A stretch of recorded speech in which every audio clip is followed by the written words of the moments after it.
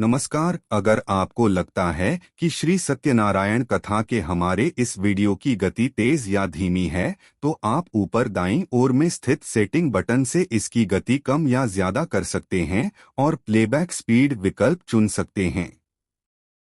हमें और हमारे सभी वीडियो को प्यार, सम्मान और सपोर्ट देने के लिए हमारा आपको धन्यवाद।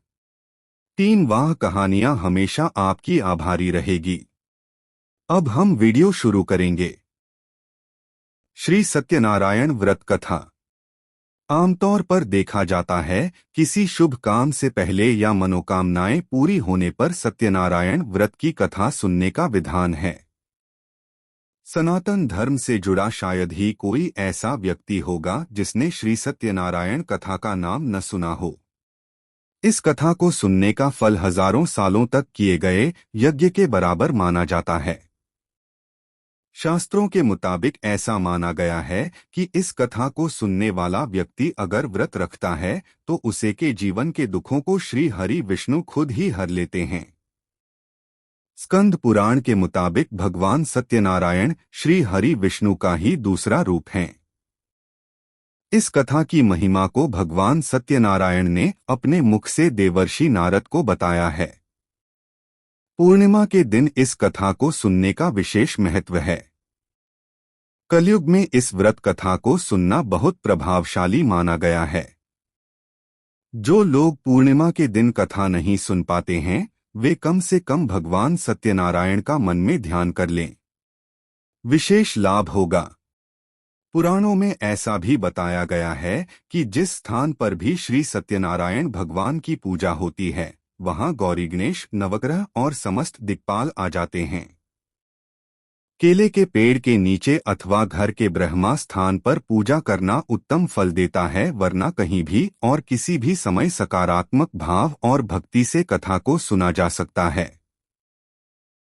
भोग में पंजीरी, पंचामृत, केला और तुलसी दल विशेष रूप से शामिल करें तो अच्छा रहता है।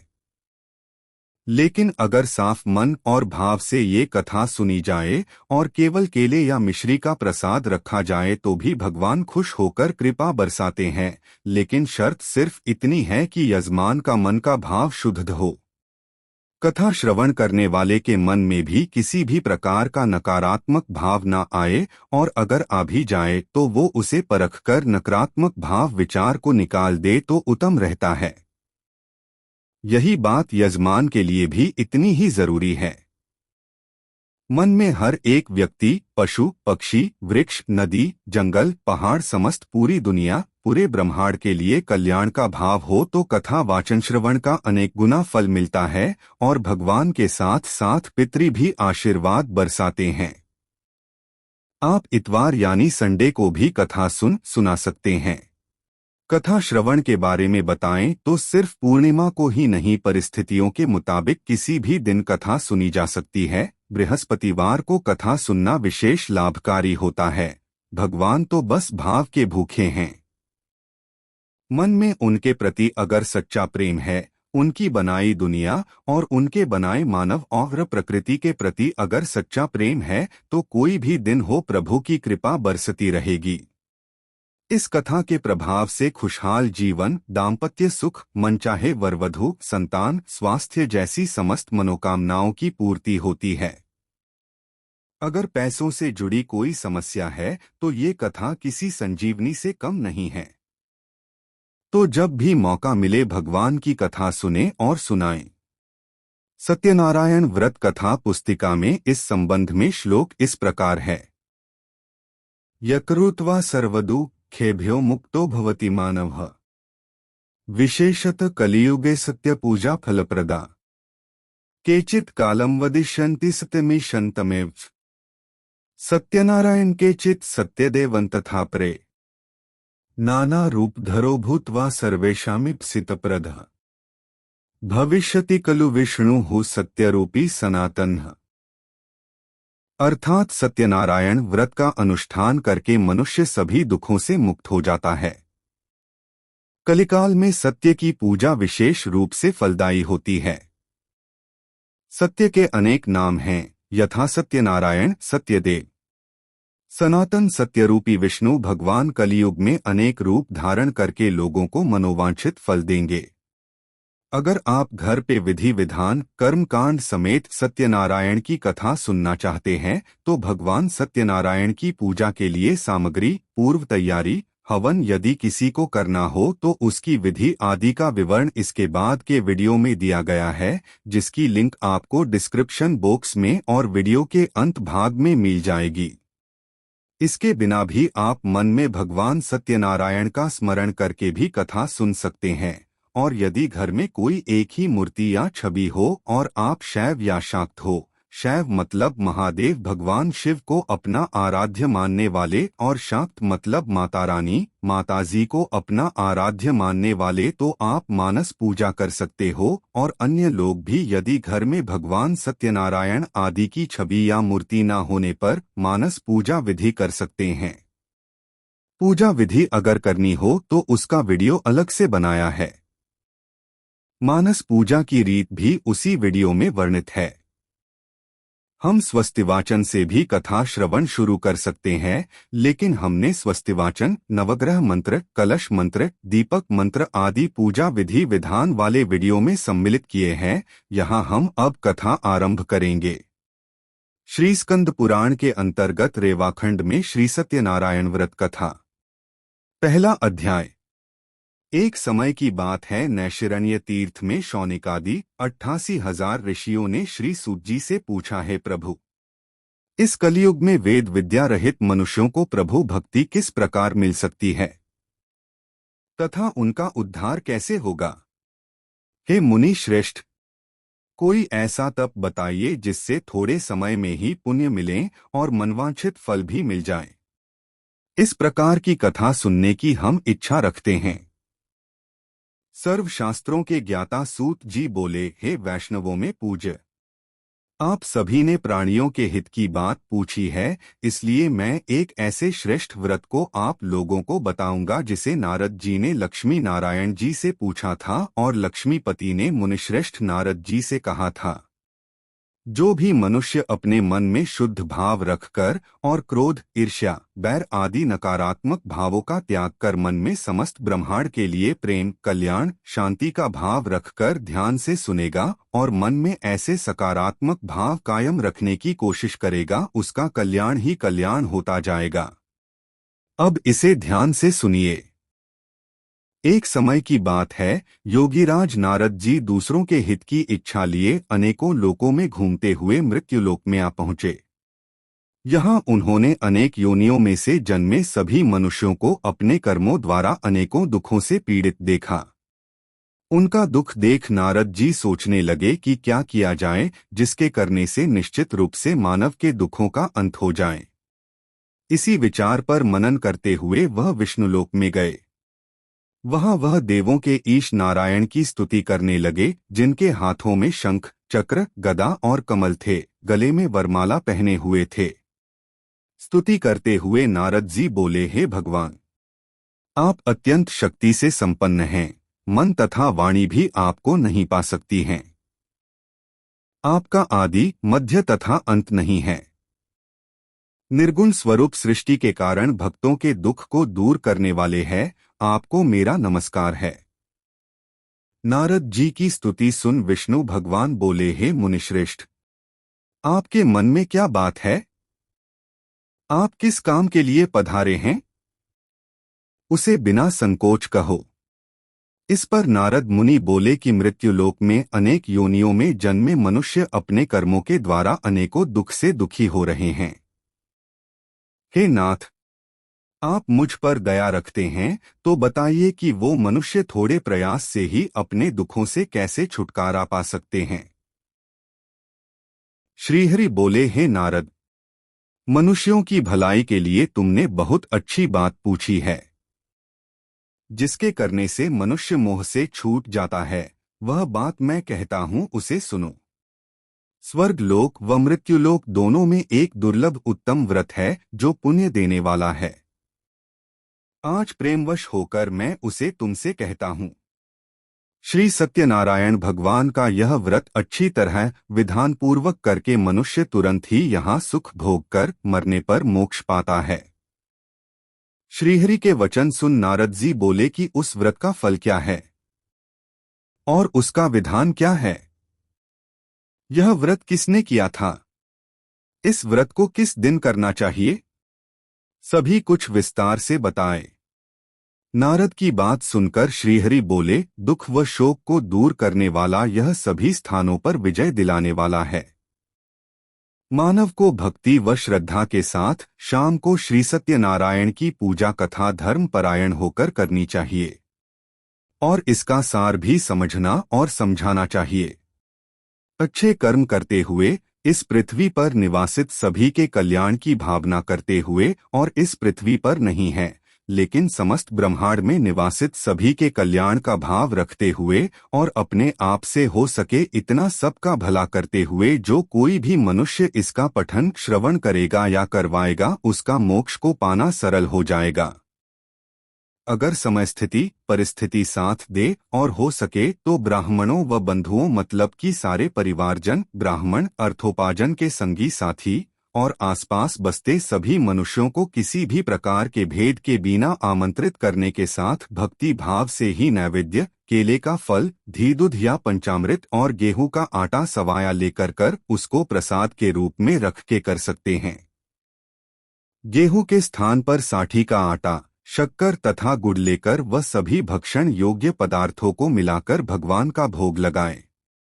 अगर समय स्थिति परिस्थिति साथ दे तो ब्राह्मणों सहित बंधु बांधवों और सभी आमंत्रितों और कथा में आए आपके घर आंगन में आए सभी को आप भोजन कराएं, उसके बाद स्वयं भोजन करें। भजन कीर्तन के साथ भगवान की भक्ति में लीन हो जाएं। इस तरह से सत्यनारायण भगवान का यह व्रत करने पर मनुष्य की सारी इच्छाएं निश्चित रूप से पूरी होती हैं।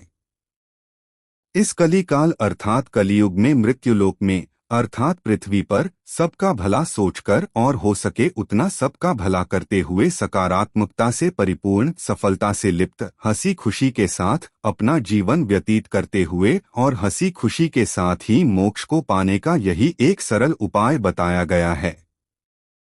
इति श्री सत्यनारायण व्रत कथा का प्रथम अध्याय संपूर्ण।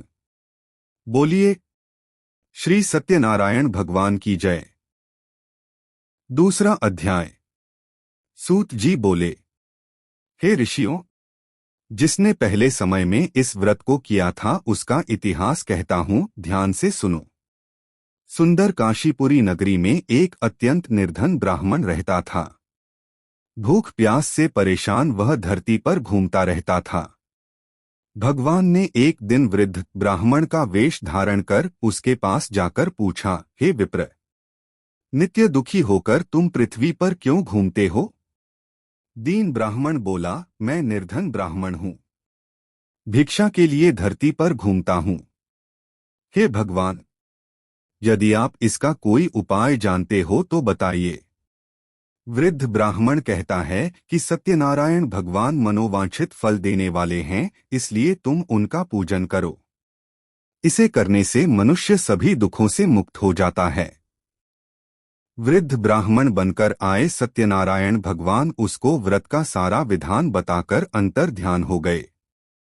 अगर कहा गया है तो वह यह व्रत करेगा, यह निश्चय करने के बाद उसे रात में नींद नहीं आई। वह सवेरे उठकर श्री सत्यनारायण भगवान के व्रत का निश्चय कर भिक्षा के लिए चला गया। उस दिन निर्धन ब्राह्मण को भिक्षा में बहुत धन मिला, जिससे उसने बंधु बांधवों के साथ मिलकर श्री सत्यनारायण भगवान का व्रत संपन्न किया। सत्यनारायण का व्रत संपन्न करने के बाद वह निर्धन ब्राह्मण सभी दुखों से छूट गया और अनेक प्रकार की संपत्तियों से युक्त हो गया। उसी समय से यह ब्राह्मण हर माह इस व्रत को करने लगा। इस तरह से सत्यनारायण भगवान के व्रत को जो मनुष्य करेगा वह सभी प्रकार के पापों से छूटकर मोक्ष को प्राप्त होगा। जो मनुष्य इस व्रत को करेगा वह भी सभी दुखों से मुक्त हो जाएगा। सूत जी बोले कि इस तरह से नारद जी से नारायण जी का कहा हुआ श्री सत्यनारायण व्रत को मैंने तुमसे कहा। हे विप्रो, मैं अब और क्या कहूँ। ऋषि बोले, हे मुनिवर, संसार में उस विप्र से सुनकर और किस किस ने इस व्रत को किया, हम सब इस बात को सुनना चाहते हैं। इसके लिए हमारे मन में श्रद्धा का भाव है। सूत जी बोले, हे मुनियों, जिस जिसने इस व्रत को किया है वह सब सुनो। एक समय वही विप्र धन व ऐश्वर्य के अनुसार अपने बंधु बांधवों के साथ इस व्रत को करने को तैयार हुआ। उसी समय एक एक लकड़ी बेचने वाला बूढ़ा आदमी आया और लकड़ियां बाहर रखकर अंदर ब्राह्मण के घर में गया। प्यास से दुखी वह लकड़हारा उनको व्रत करते देख विप्र को नमस्कार कर पूछने लगा कि आप यह क्या कर रहे हैं तथा इसे करने से क्या फल मिलेगा, कृपया मुझे भी बताएं। ब्राह्मण ने कहा कि सब मनोकामनाओं को पूरा करने वाला यह सत्यनारायण भगवान का व्रत है। इनकी कृपा से ही मेरे घर में धन धान्य आदि की वृद्धि हुई है। आप भी यहाँ पधारे हैं, जरूर भगवान ने ही आपको यहाँ भेजा है। ऐसा कहते हुए उस विप्र ने उसे जलपान कराया और कहा, आपको ये पूरी कथा सुनकर जाना है और प्रसाद भी ग्रहण कर अपने परिवार के लिए भी प्रसाद लेते जाना है। विप्र से सत्यनारायण व्रत के बारे में जानकर लकड़हारा बहुत प्रसन्न हुआ। चरणामृत लेकर व प्रसाद खाने के बाद वह अपने घर गया। लकड़हारे ने अपने मन में संकल्प किया कि आज लकड़ी बेचने से जो धन मिलेगा उसी से श्री सत्यनारायण भगवान का उत्तम व्रत करूंगा। मन में इस विचार को ले बूढ़ा आदमी सिर पर लकड़ियां रख निकला कि उसके मन में स्फुरना हुई कि क्यों ना लकड़ी वहां बेची जाए जहां धनी लोग ज्यादा हों। इसलिए वह उस नगर में बेचने गया जहां धनी लोग ज्यादा रहते थे। 2-3 घर में थोड़ा अभाव देखकर वह परख गया और वहां सिर्फ थोड़े ही मुनाफे में लेकिन सभी धनिकों को अपनी लकड़ियों को 4 गुना मुनाफा हो ऐसे दाम पर बेची। क्योंकि वहां उसे आसानी से अधिक दाम मिले, वह बूढ़ा प्रसन्नता के साथ दाम लेकर केले, शक्कर, घी, दूध, दही और गेहूं का आटा ले और सत्यनारायण भगवान के व्रत की अन्य सामग्रियां लेकर अपने घर गया। वहां उसने अपने बंधु बांधवों को बुलाकर विधि विधान से सत्यनारायण भगवान का पूजन और व्रत किया। इस व्रत के प्रभाव से वह बूढ़ा लकड़हारा धन पुत्र आदि से युक्त होकर संसार के समस्त सुख भोग अंत काल में बैकुंठ धाम चला गया। इति श्री सत्यनारायण व्रत कथा का 2वां अध्याय संपूर्ण। बोलिए श्री सत्यनारायण भगवान की जय। 3रा अध्याय। सूत जी बोले, हे श्रेष्ठ मुनियों, अब आगे की कथा कहता हूँ। पहले समय में उल्कामुख नाम का एक बुद्धिमान राजा था। वह सत्यवक्ता और जितेंद्रिय था। प्रतिदिन देव स्थानों पर जाता और निर्धनों को धन देकर उनके कष्ट दूर करता था। उसके पास धन ज्यादा रहा तो वह सुपात्र को दान किया करता था और दान केवल रुपये, पैसों, पदार्थों का ही नहीं होता, अन्य प्रकार के भी दान है। भगवान ने हर एक मनुष्य को इतनी क्षमता दी है कि वह इतना दक्ष बन सके कि वह अन्य को दान दे सके, फिर चाहे वह दान बिना पैसे दी गई शिक्षा का हो या अन्य प्रकार का।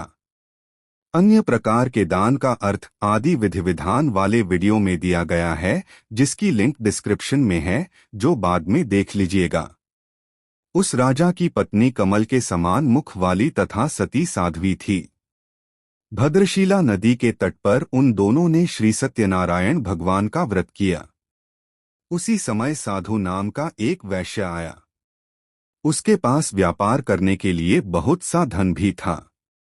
राजा को व्रत करते देखकर वह विनय के साथ पूछने लगा, हे राजन, भक्तिभाव से पूर्ण होकर आप यह क्या कर रहे हैं? मैं सुनने की इच्छा रखता हूं तो आप मुझे बताएं। राजा बोला, साधुवाद विप्र, अपने बंधु बांधवों के साथ पुत्रादि की प्राप्ति के लिए एक महाशक्तिमान श्री सत्यनारायण भगवान का व्रत व पूजन कर रहा हूँ। राजा के वचन सुन साधु आदर से बोला, हे राजन, मुझे इस व्रत का सारा विधान कहिए। आपके कथनानुसार मैं भी इस व्रत को करूंगा। मेरी भी संतान नहीं है और इस व्रत को करने से निश्चित रूप से मुझे संतान की प्राप्ति होगी। राजा से व्रत का सारा विधान सुन व्यापार से निवृत्त हो वह अपने घर गया। साधु वैश्य ने अपनी पत्नी को संतान देने वाले इस व्रत का वर्णन कह सुनाया और कहा कि जब मेरी संतान होगी तब मैं इस व्रत को करूंगा। साधु ने इस तरह के वचन अपनी पत्नी लीलावती से कहे। एक दिन लीलावती पति के साथ आनंदित हो सांसारिक धर्म में प्रवृत्त होकर सत्यनारायण भगवान की कृपा से गर्भवती हो गई। 10वें महीने में उसके गर्भ से एक सुंदर कन्या ने जन्म लिया। दिनोंदिन वह ऐसे बढ़ने लगी जैसे कि शुक्ल पक्ष का चंद्रमा बढ़ता है। माता पिता ने अपनी कन्या का नाम कलावती रखा।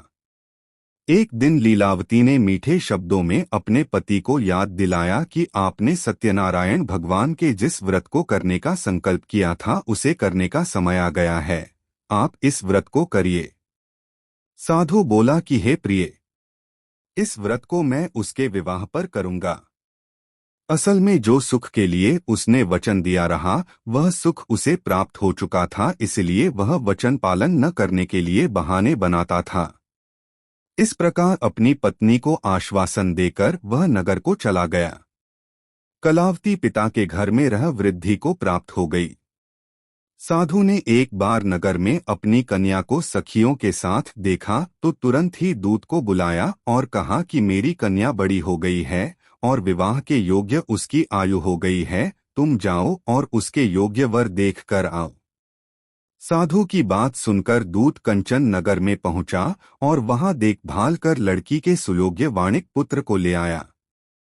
सुयोग्य लड़के को देख साधु ने बंधु बांधवों को बुलाकर अपनी पुत्री का विवाह कर दिया, लेकिन उसने अभी भी श्री सत्यनारायण भगवान का व्रत नहीं किया था। बात यह है कि उसने वचन दिया था वह भी भगवान के नाम से और उसे पूरा नहीं किया। पालन न कर सकें ऐसा वचन किसी को न दो, किसी को झूठी उम्मीद न दो। अगर वचन देते हो तो उसका पालन करने का प्रामाणिक प्रयास करो। यदि सच में याद नहीं रहा तो ठीक है, लेकिन जानबूझकर वचन न निभाने वाले या षड्यंत्र करने वाले को अपने कर्म का बुरा फल भोगना ही पड़ता है। और भगवान का नाम लेकर किसी को भ्रमित मत करो। जानबूझकर वचन देकर भी कथा टालने वाले वणिक को कर्मों के अनुसार अत्यधिक दुख मिले, ऐसा उसके कर्म के बही खाते में लिख दिया गया। अपने कार्य में कुशल साधु बनिया जमाई को लेकर समुद्र के पास स्थित होकर रत्नासारपुर नगर में गया हुआ था।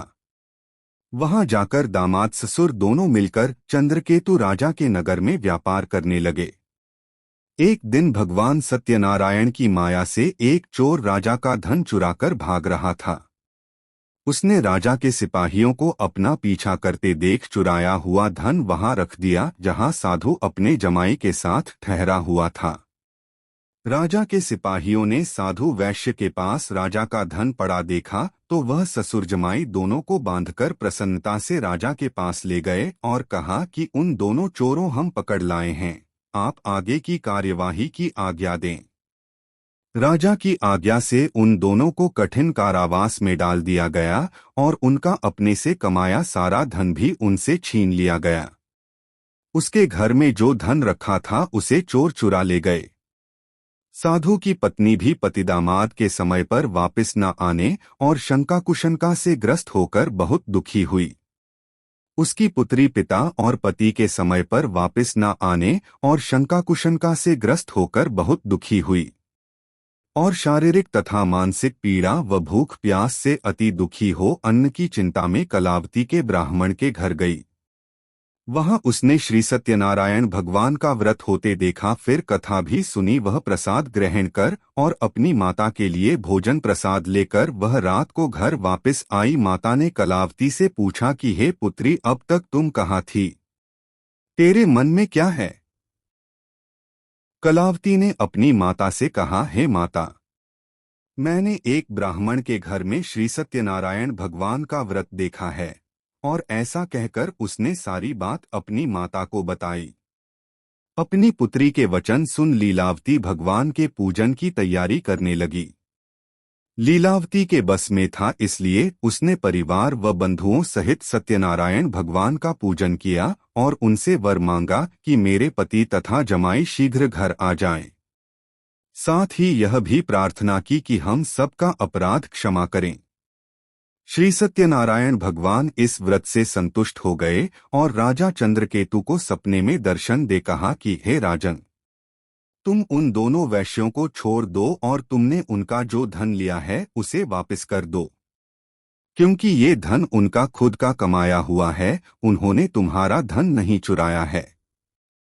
निर्दोषों को पीड़ित, दुखी, अपमानित करोगे तो बदले में तुम्हें भी उसका कर्मफल भोगना पड़ेगा।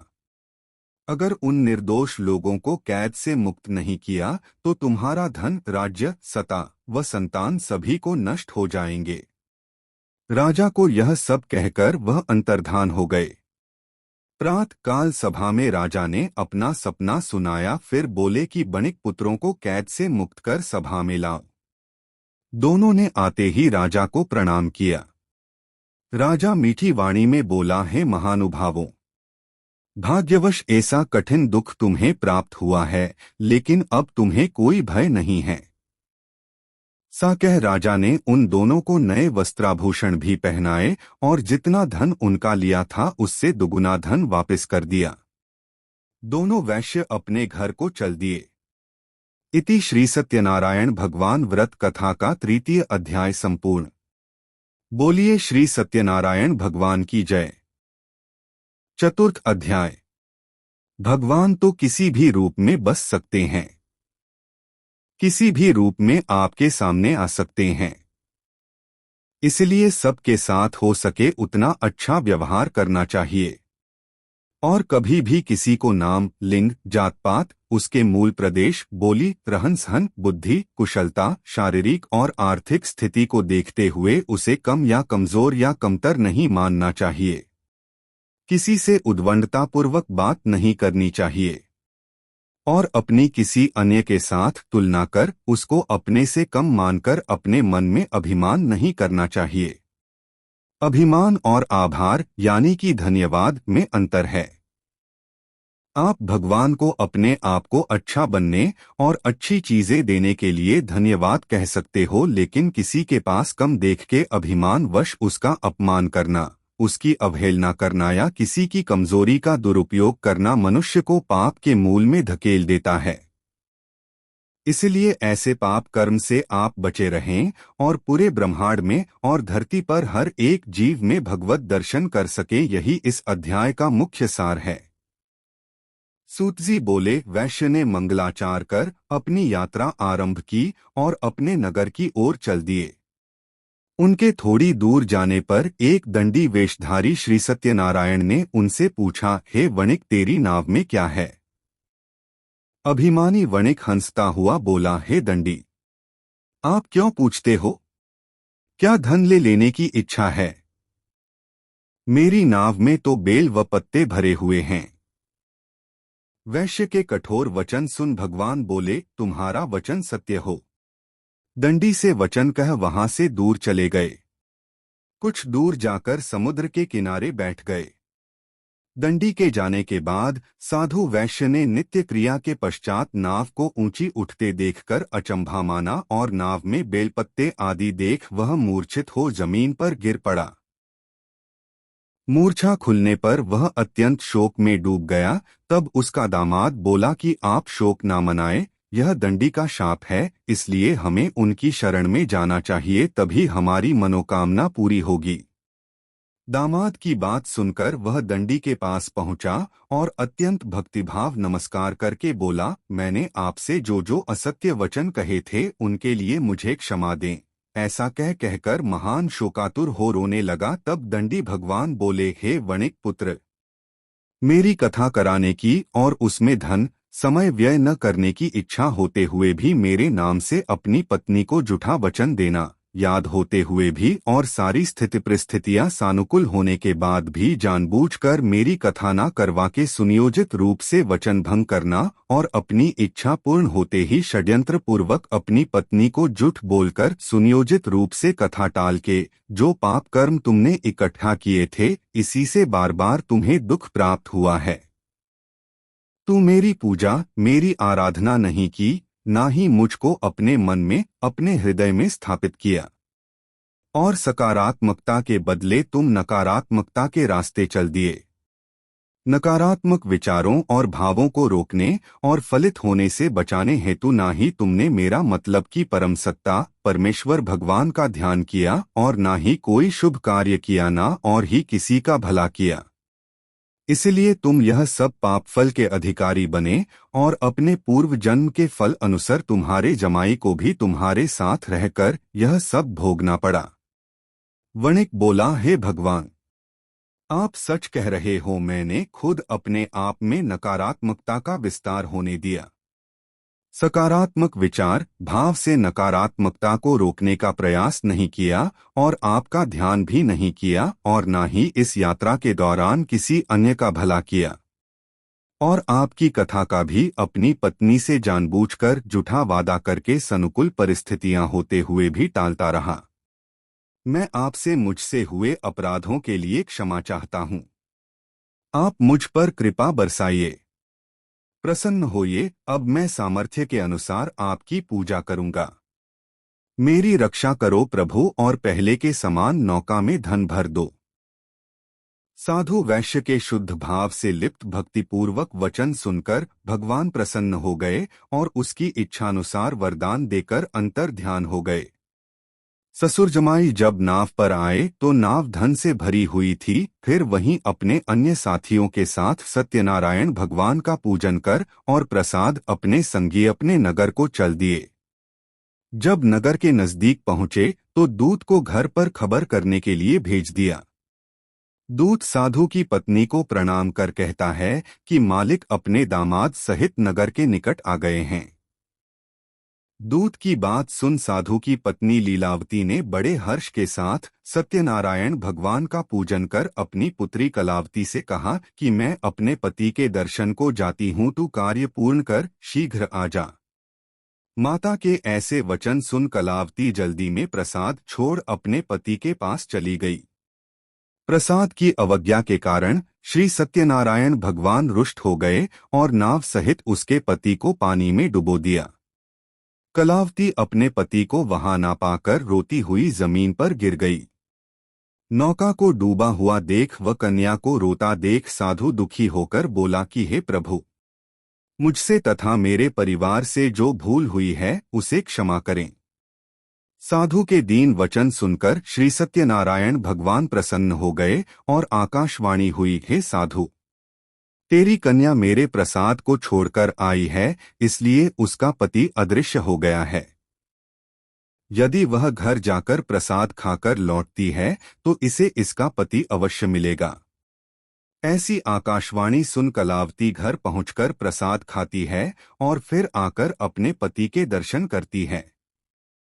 उसके बाद साधु अपने बंधु बांधवों सहित श्री सत्यनारायण भगवान का विधि विधान से पूजन करता है।